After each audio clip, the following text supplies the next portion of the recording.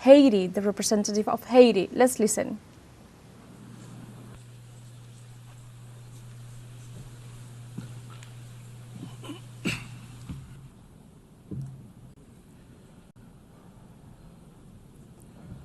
Madame la Présidente de la Madam President of the General Assembly, Secretary General, distinguished heads of state and government, distinguished heads of delegation, distinguished delegates, it's with a sense of gravity and a great deal of hope that I convey the voice of Haiti and the greetings of a dignified and resilient people, which, despite hardships, is claiming for itself and for all of humanity three universal promises: development, respect for human dignity, and peace. Peace, which is now an absolute imperative for the Haitian people.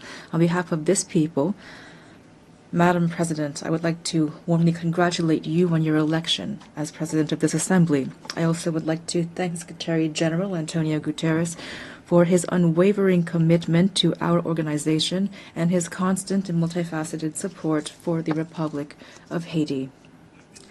Ladies and gentlemen, the theme of this session, Better Together, 80 Years and More for Peace, Development, and Human Rights, honors the outstanding work carried out over the past decades. It also recalls the importance of remaining unified and resilient in the face of the unprecedented crises threatening the future of the planet, as well as international peace and security.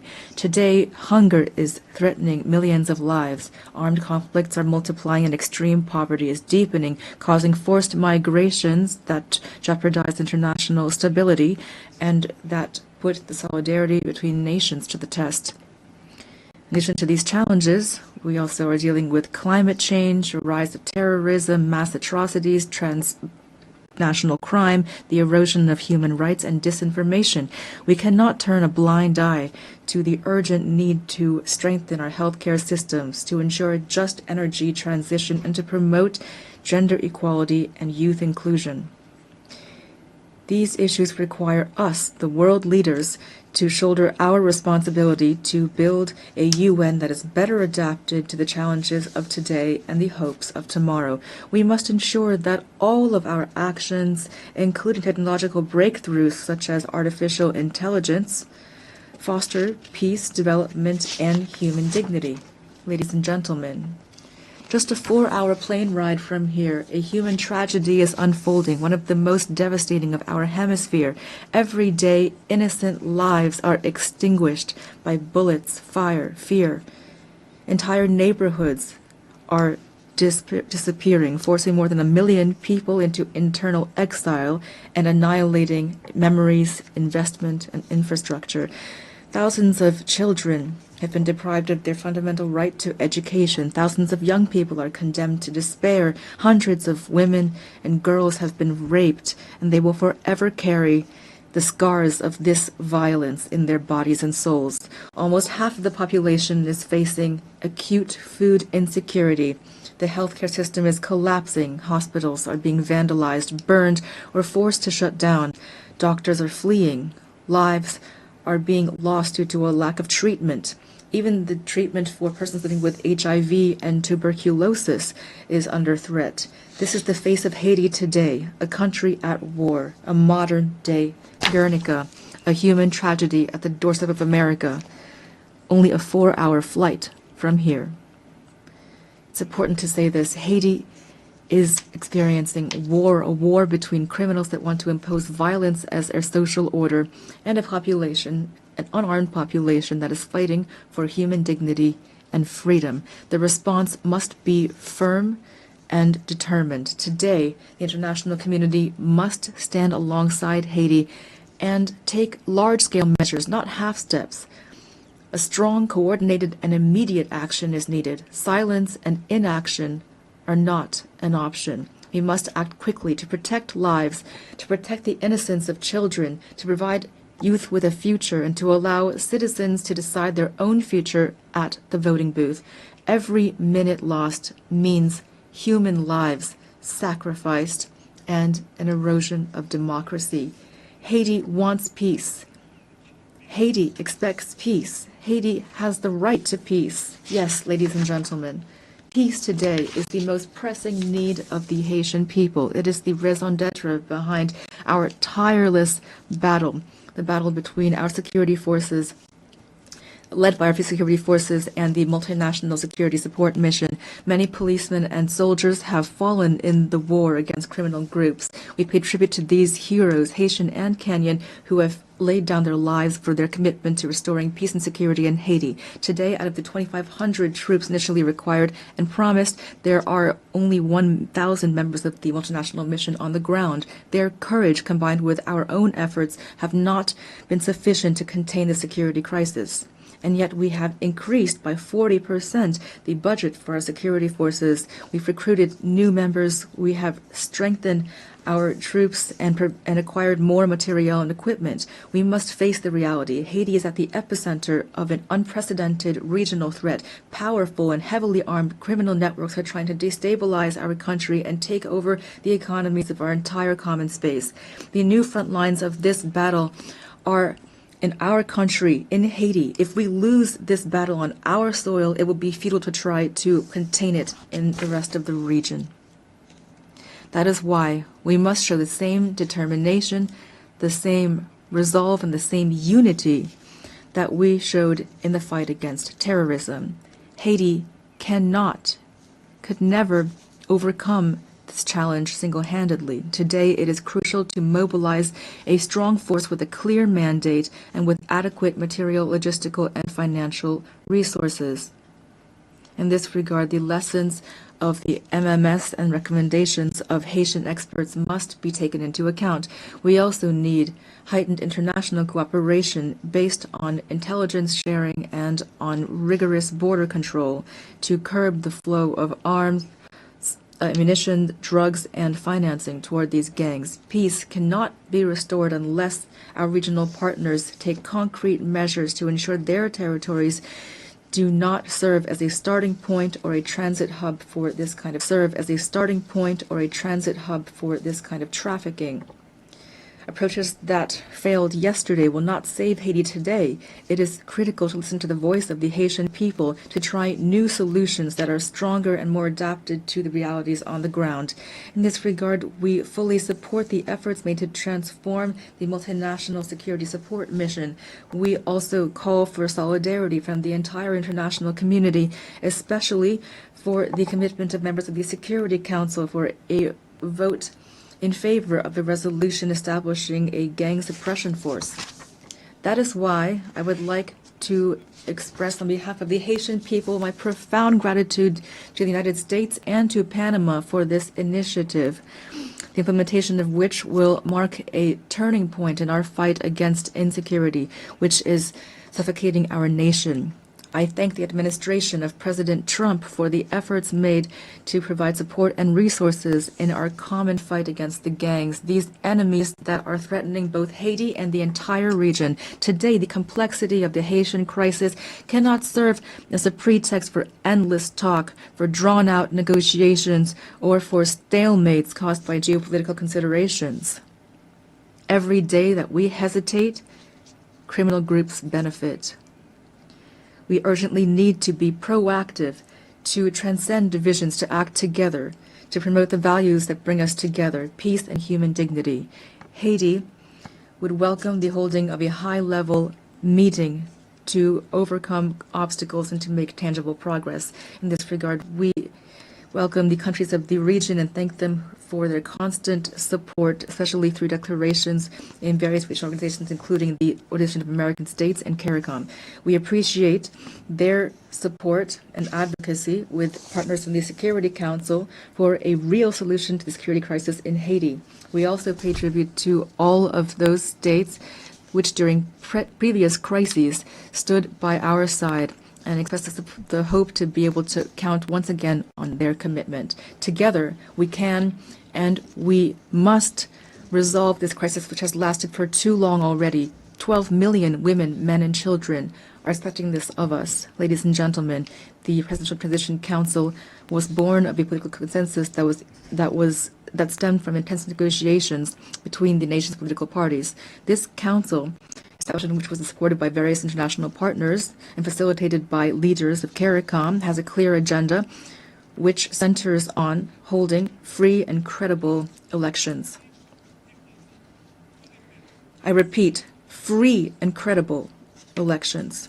Despite the many challenges caused by the security crisis, the electoral process, for which the PTC and the government have shown real political will, has made real headway. The Electoral Council, Provisional Electoral Council, has already identified more than 85% of the voting centers, mobilized more than 70% of the elections personnel, and national financing to the tune of $65 million is guaranteed.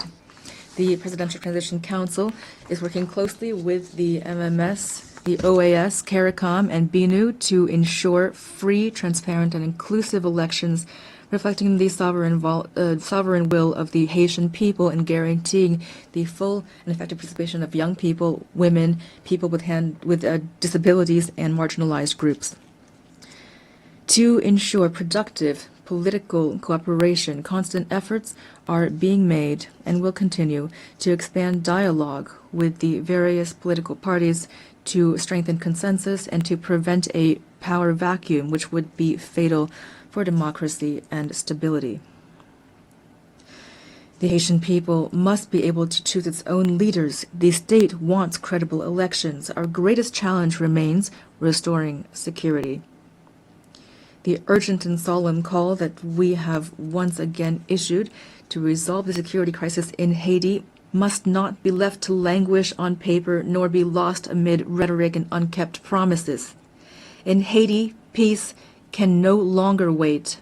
Ladies and gentlemen, the transitional period does not allow us to launch all of the major structural reforms the country needs, but the humanitarian crisis we are currently experiencing must be overcome. To this day, the Haitian state has provided 72% of emergency assistance for IDPs and is assisting families to relocate. We are profoundly grateful to our international partners that have assisted us in the humanitarian response, and we are keenly interested in the promising initiatives put forward by those which, like the Association of Caribbean States, have chosen to join our effort. But our strategy is not limited to immediate assistance. We must move from assistance to investment. To this end, the government is determined to develop two major economic hubs, the Great North and the Great South, based on strategic sectors such as agro-industry, textiles, renewable energy, tourism, and services. Haiti will continue to count on its key partners to weather this difficult period and to relaunch its economy. We call for their support through the establishment of concrete mechanisms such as the renewal of the Hope Help Law or launching urban renovation projects which will allow us to create jobs, to put an end to the humanitarian impasse, and to reduce migration and pressure on Haitians in the region.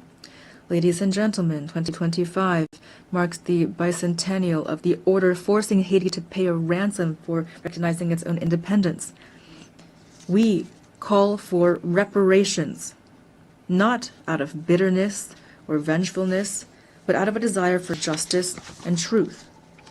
We delivered with satisfaction the statement by the French presidency recognizing the need to open spaces for dialogue and historic truth, as well as the resolution of June 5, 2025 of the French National Assembly recognizing the injustice of this ransom. Haiti has established a National Reparations and Restitution Committee. We call for this progress to be accompanied by concrete action. France, which is the cradle of human rights, today has the opportunity to write a new chapter in its history with Haiti by honoring the ideals of freedom, equality, and fraternity that unite us. Ladies and gentlemen, I must underscore the invaluable support provided by the Haitian diaspora throughout the world, who are often living in hardship. Whether in America, in Europe, in Africa, or elsewhere, the millions of Haitians living abroad contribute to the development of Haiti. We are undergoing a multidimensional crisis, and we call for patience and understanding from our partners and friends so that our nationals are always treated with respect and dignity. Behind every migrant there is a face, a family, a history, and a contribution to be made to their new country of residence. Haiti reaffirms its commitment to dialogue and to bilateral cooperation in the spirit of neighborliness and mutual respect to identify balanced and long-term solutions to Haiti's problems. The safe and orderly circulation of goods and of people, especially through air transport, is crucial for a shared future and common prosperity. Ladies and gentlemen, the Haiti of tomorrow deserves peace and prosperity, a future based on independent judiciary, universal education, affordable health care for all, and an economy that provides every citizen with the same chance at success. This future also requires bold reforms, independent justice, and an end to impunity. On April 16, 2025, we enacted a decree establishing two specialized judiciary bodies, one to litigate crimes and complex financial infractions, and another to prosecute mass atrocities and sexual violence. We're making progress toward making these bodies operational. We are prepared to continue down this path. This is not the time for Haiti fatigue. The international community does not have the right to turn away from Haiti's situation. In light of this crisis, silence would not be neutrality, it would be complicity. Ladies and gentlemen, allow me to pay tribute to the Haitian people. Representing them here is the greatest honor of my life. Beyond my functions as president of the Presidential Transition Council of Haiti, I am a real, active Haitian citizen with a profound love for my homeland, a land of freedom and dignity, a land of courage and talent. Haiti is not a nation that has given up. We are a great people, a people that stands together, men and women who have sacrificed for their homeland and for humanity. Haiti is not a playground for armed criminals, but rather it is a nation on its feet, comprised of dignified, resilient families who every day, despite terrible adversity, are fighting for a better future. I pay tribute to my fellow countrymen and women who are, without a doubt, among the most resilient people on earth. They deserve better. Giving them new hope is my only mission, and that is why now I call upon you to stand side by side with Haiti. We must build peace in Haiti, for the Caribbean, for the Americas, for all of humanity. Thank you.